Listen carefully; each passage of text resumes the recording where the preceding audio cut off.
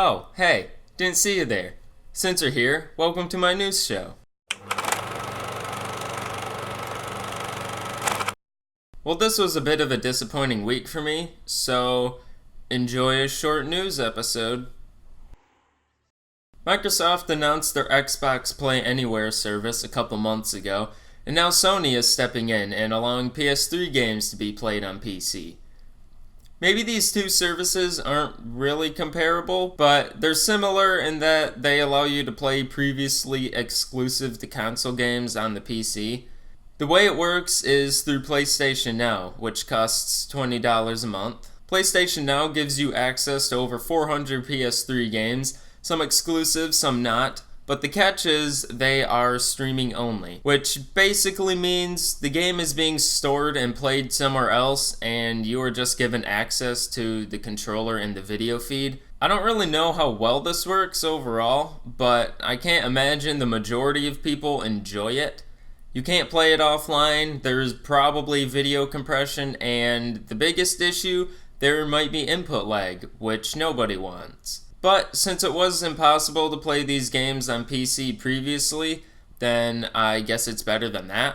The service is already available in the UK, Belgium, and Netherlands, and we don't know when it will be available everywhere else. One thing that is sort of going along with this is the wireless adapter for the DualShock 4 controllers, and more importantly, official driver support. The wireless adapter will cost $25 and will be released on September 15. Neither of these things really matter to me, but they do interest me.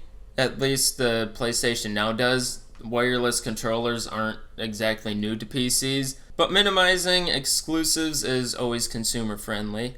I'm not really a fan of having a subscription to play my games. I used to pay for Xbox Live, and now I'm glad that I don't have to deal with that. I'm even less of a fan of streaming games, not only because of the possible lag and quality degradations, but you don't actually own any of the games. One day the servers will shut down and you won't be able to play the games anymore. Who knows what people will like more between Xbox Play Anywhere and PlayStation Now. Play Anywhere people will have to deal with Windows 10 and the Windows Store, but PlayStation Now will have to deal with subscription and not actually owning the game.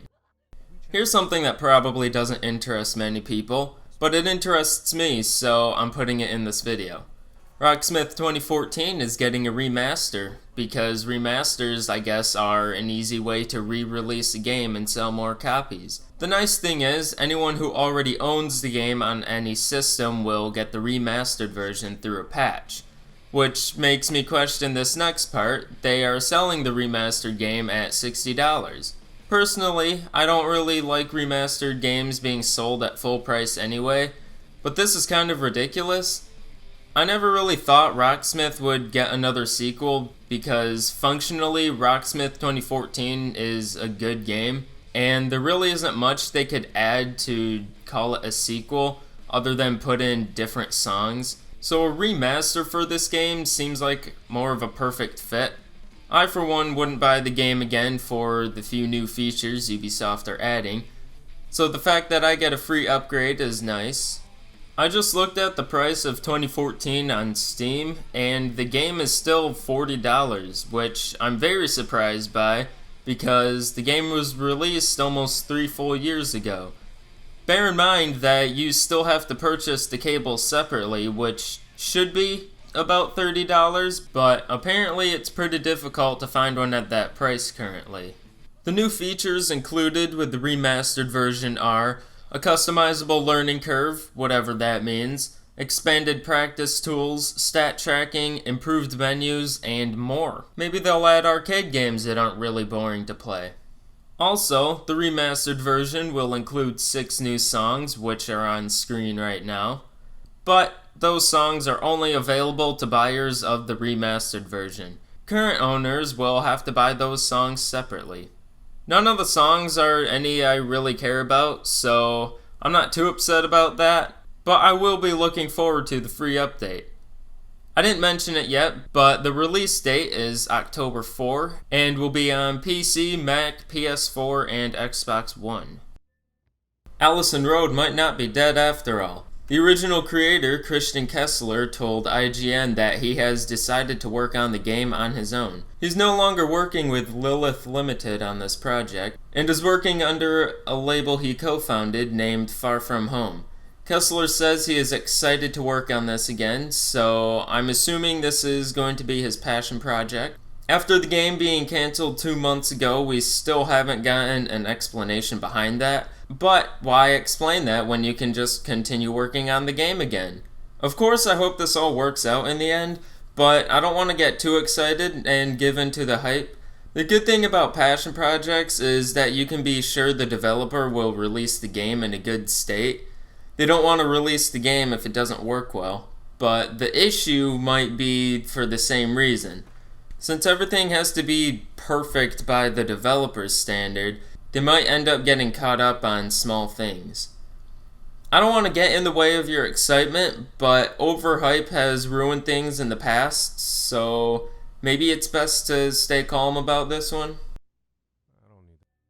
So those were the primary news stories. There were a few more that I thought about talking about, but of course I didn't.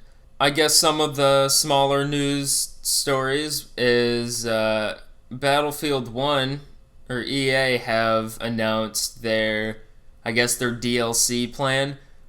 Talking about how you can now buy Battlefield Premium. Some of this I'm not too sure about, so I'm going to do some speculating. But there are going to be 4 packs of 4 maps totaling 16, which is kind of upsetting. And that sounds weird. I'm upset that there isn't more DLC. But in Battlefield 3 and 4, there were 5 packs of 4 maps, totaling 20 maps. However, both Battlefield 3 and 4, there was a map pack dedicated to old maps. So I guess you could argue that there weren't really 20 maps, but there were, depending on how you want to look at it. And we still don't know the Battlefield 1 map, so there might be like variations of maps in some of these map packs. There are going to be exclusive weapons, but those are also not really new. There's going to be 20 exclusive weapons. I'm assuming those are included with the map packs, similar to the older Battlefields. And if charging money for DLC isn't enough, microtransactions are back, because premium members get 14 battle packs containing standout weapon skins delivered monthly. Great, because I loved battle packs so much in Battlefield 4. I'm so glad they are returning in Battlefield 1. Who knows, maybe later in the game's life cycle, EA will just rain down gold battle packs for simply owning the game. And some of the speculation is, in the list of the things premium members get, it says new operations and game modes and new elite classes. Obviously, I don't know how this is going to work. As far as we know, it could just be new operations and game modes on the new maps, which doesn't seem too bad. But if they are limiting game modes on all of the maps to people who have only purchased premium, and also elite classes, which we still don't know too much about, it seems wrong to do that. I've gotten used to DLC weapons, well, about as used to it as you can get.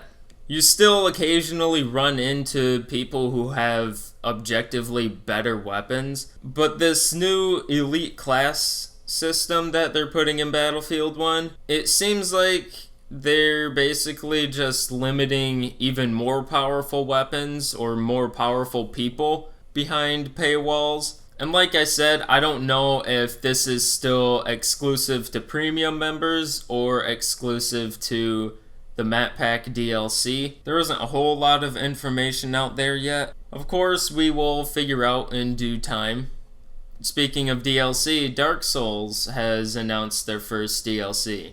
I haven't looked into it because I think I've suffered enough with the base game. I don't know if I want to buy DLC for it, but Dark Souls fans are obviously going to be excited about that. Man, what is going on? People getting excited about paid DLC. What does this world come to? Anyway, links to the various articles will be in the description if you want to read about them for yourself. Feel free to rate the video accordingly and subscribe if you want weekly news on things I find interesting. Thanks for watching and go away.